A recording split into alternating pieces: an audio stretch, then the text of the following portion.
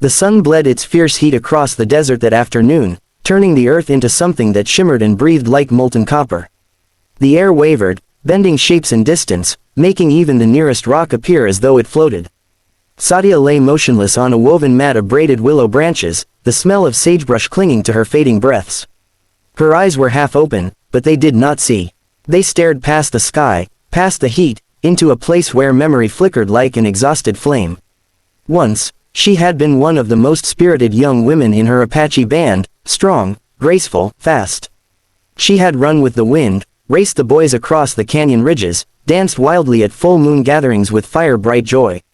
But all that now felt like a story belonging to someone else. The day her life changed had not begun with warning. Her horse, a young and restless mare with a white streak down its nose, had been her pride. She had trained it herself, taught it to respond to touch and voice like a living extension of her spirit. But the mare spooked during a hunt, startled by a rattlesnake hiding among the stones. Sadia fell. The ground was far below. The ravine walls unforgiving. The crack of bone echoed louder in her memory than any war cry. When they pulled her back to camp, her legs were shattered beyond repair. Fever came next, then infection, and in a desperate effort to save her life, the tribe healer did what tradition seldom allowed. He cut away what the earth had already claimed. When she awoke to find half her body gone, something deeper than flesh was severed. Her identity, her purpose, her place within her people. Around her, the tribe whispered in quiet tones they believed she couldn't hear. A warrior who could not run, hunt, or gather was considered a spirit trapped in a useless shell. Compassion existed among them, yes, but survival weighed heavy, and tradition was older than forgiveness. Her mother pleaded with the elders, begged to keep her daughter, to allow time for healing, to show that life did not end simply because a body changed. But the elders' faces were carved with the harshness of generations who had watched winters swallow the weak and droughts choke the land. They spoke not with cruelty but with finality. The spirits have taken her legs, they said. They call for the rest of her. And so, one silent morning, Sadia was carried beyond the boundaries of the camp. No drums, no prayers, no farewell feast, just the rustling of grass beneath careful steps. They left food beside her, dried venison, cornmeal, a small water skin. Enough to live a little while, just long enough to give the spirits time to take her softly. Her mother placed a blanket of soft rabbit fur over her chest, kissed her forehead, and whispered promises to meet her on the other side. But promises meant little under a sun that burned the world empty. Sadia had not cried then. Her face had grown still, as if she had already crossed into another world. There was a numbness in her mind, a fog that muffled pain and memory alike. Emotion dulled into silence. She simply lay there, the desert wind playing with strands of her dark hair, the cry of distant hawks circling overhead. Time stretched. Day bled into night, her throat dried, her lips cracked, and dreamlike exhaustion smothered her awareness. When she slept, she dreamed of running again, her feet pounding the earth like drumbeats, freedom soaring in her lungs. Waking was the cruelest part. It was just after noon on the second day when the desert quiet broke. At first, Sadia thought the faint sound was part of her dreams, a steady, rhythmic thudding like footsteps of someone approaching through sand. But the noise grew louder. A low, gentle snort of a horse followed. She forced her eyes open. Heat waves danced, making the approaching figure ripple like something imagined. But it became clearer slowly. A man walking beside a chestnut horse, both moving as if the world weighed heavily upon them. The man was not Apache. His skin was sun-darkened, his hair kept short beneath a dust-worn hat. His clothes were patched in places, but clean. His boots were cracked, his shoulders broad but tired, like someone who had worked too many seasons alone. He saw her only when he was nearly upon her. His steps stopped, his breath caught. For a heartbeat, the desert stilled with him. He knelt slowly, not as if approaching something broken, but something sacred. Her voice was only a dry whisper. Please, water. He did not ask who she was. He did not ask what had happened. He did not hesitate. The water skin in his saddlebag was lifted to her lips, and he tipped it carefully so she could drink without choking. Warm water, but to her it tasted like life. His name was Elias Ward, though she wouldn't learn it until later.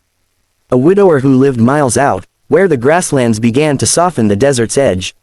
He had left town only that morning, returning to a home that echoed too loudly with silence and memory. But when he saw her lying there on the sand, abandoned, flickering like a dying candle, Something broke through the grief that had hardened in him like stone. He lifted her with slow, steady movements, mindful not to jar her frail body. She weighed so little, the desert had already begun its cruel work. He placed her gently across his horse, using the saddle blanket to brace her. Then he walked, not swiftly, not impatiently, but with a quiet, deliberate rhythm, as if each step said, "You are not gone." Not yet. The journey to his homestead was long and silent, but it was not the silence of abandonment. It was a silence of care. Elias led the horse on foot, keeping one hand steady near her back. Sadia watched the land pass in hazy fragments, sagebrush trembling in the wind, a hawk coasting the sky, long shadows stretching across an endless plain. She did not speak. She did not need to. By the time they reached the small cabin, weather-worn but sturdy, surrounded by fields of wheat just beginning to ripen, the sun had already dipped low. Elias carried her inside and laid her on a bed made of soft quilts, quilts that bore the faint scent of a woman's perfume long faded with time. He lit a fire, boiled water, and tended her wounds with gentle hands that shook just once, when memory flickered behind his eyes.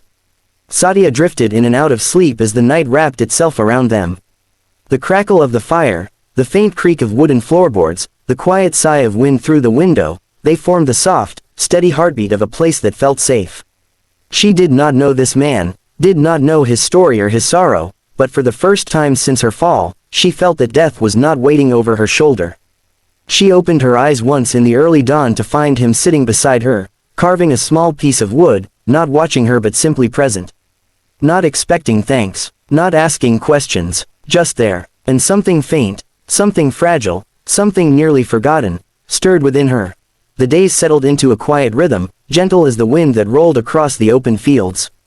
At dawn, Elias would rise, his movements steady and familiar, the habits of a man who had lived many years alone. He would tend to the animals first, brushing the chestnut horse that had carried Sadia from death's edge. The horse leaned into his touch, as if understanding the weight of the days behind them. Sadia would wake to the creak of floorboards and the distant sounds of the barn door sliding open. She could not see him from where she lay, but she could sense the constancy of his presence, the reliability of a man who never hurried and never ignored what needed doing. And every morning, after his work outside was done, he would return to her bedside with a bowl of warm broth or porridge, and he would help her sit up slowly, carefully supporting her back so she did not strain herself. At first, she ate in silence. She felt the heaviness of being cared for, of needing help to do even the simplest of things.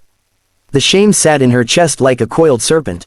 She had once climbed cliffs, hunted deer, raced horses beneath the open sky, her muscles strong and sure. But now she could not even lift herself from the bed without leaning on someone else. Elias never commented on her struggle. He did not fill the air with empty words or force kindness upon her. His patience made space for her grief to breathe without becoming a storm. The scars where her legs had once been were healing slowly.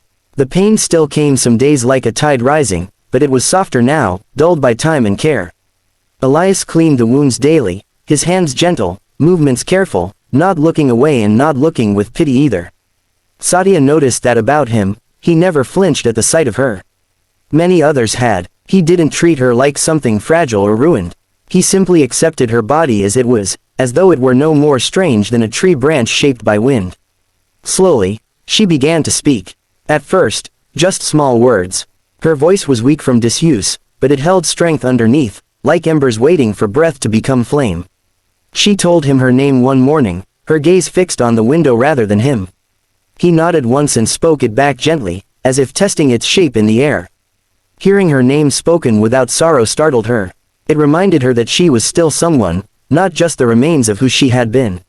She told him about her mother next. The memories came in fragments and pauses.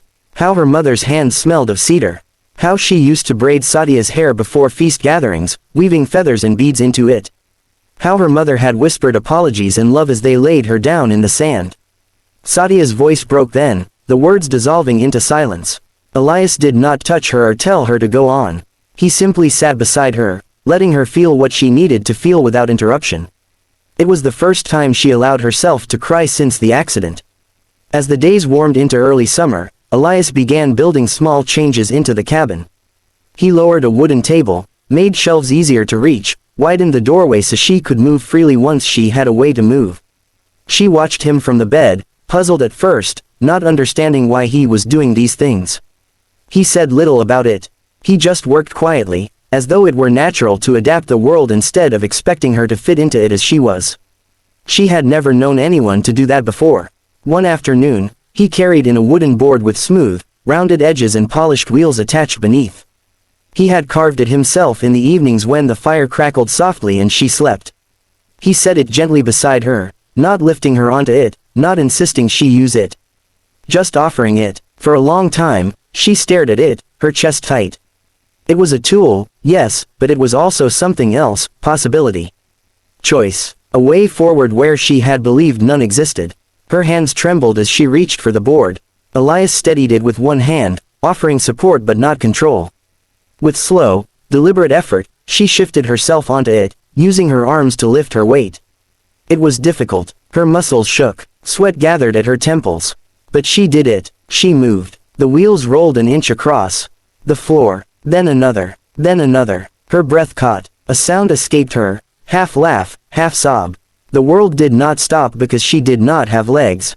She could still move. She could still navigate space. She could still claim her own existence. Elias smiled. Not broadly, not triumphantly, just a small, warm rise at the corner of his mouth, the kind of smile that comes from witnessing something quietly miraculous. She met his eyes, and in that moment, something shifted between them, something unspoken but real. Trust. Recognition. The beginnings of something that did not yet have a name. From then on, Sadia began participating in the rhythms of the home. She ground corn with a mortar and pestle placed low enough for her to reach.